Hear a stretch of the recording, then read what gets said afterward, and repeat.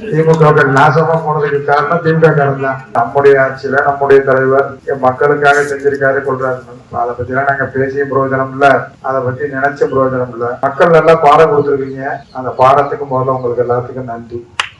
என்ன ஆமா, தோத்து போனதுக்கு கைது, அதனாலதான் விளங்காம உட்கார்ந்துருக்கேன்.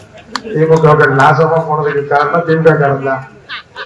ஏன்னா அதுலயே இந்த சின்ன பிள்ளை சொல்லிச்சு, அழகா சொன்னேன், சொன்னேன், எங்க ஆத்தா சொல்லிச்சு, எங்க பாட்டி சொல்லிச்சு, யாரா அந்த ஏரியாவில நல்லது செஞ்சிருக்கா, யாரா அந்த மக்களுக்கு ஓராண்டு காலத்துல இந்த மேற்கு தொழில அது ஊரணியா இருக்கட்டும், பூங்காவா இருக்கட்டும், அலைகோயில் நம்ம மீனாட்சி கோயில் இடமா இருக்கட்டும், மக்கள் சொல்றதெல்லாம் செஞ்சு கொடுத்துருக்காங்க. மக்களுக்குடைய அடிப்படை தேவை செஞ்சிருக்கிறது இல்ல. சரி, ரைட்டு, நல்லது செஞ்சு நீங்க ஓட்டு போட்டுறதை விட நீங்க தீர்மானிச்சு ஓட்டு போட்டுருக்கிறீங்க.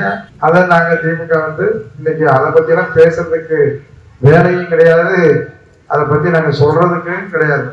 நீங்க நல்லா எப்படி நினைச்சிருக்கீங்க அப்படி, அதை பத்தி இல்லை.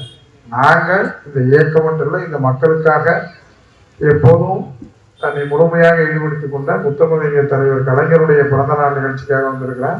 அதனால அரசியல் பேசுவதற்கோ கடந்த காலங்களை பேசுவதற்கோ இங்க வேலை இல்லை. அதெல்லாம் காலங்கள் தான் பதில் சொன்னோம். அதனால இதை பத்தி எல்லாம் பேசி பிரயோஜனம் உள்ள பேச வேண்டிய தேவையும் இந்த நேரத்தில் இல்லை.